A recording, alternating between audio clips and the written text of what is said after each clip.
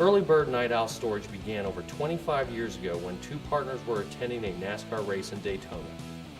They noticed racers renting storage sheds at the track and local residents renting storage sheds for personal items due to lack of space in their homes and businesses. In 1988, Early Bird Night Owl Storage began with 49 units in Matamoros. Expansion into the surrounding communities of Millersburg and Elizabethville soon followed.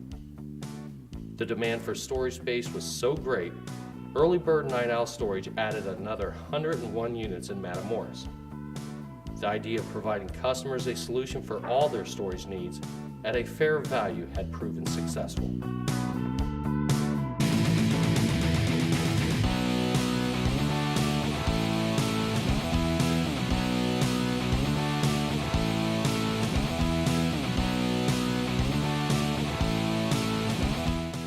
At Early Bird Night Owl Storage, we credit our success to our commitment to customer service.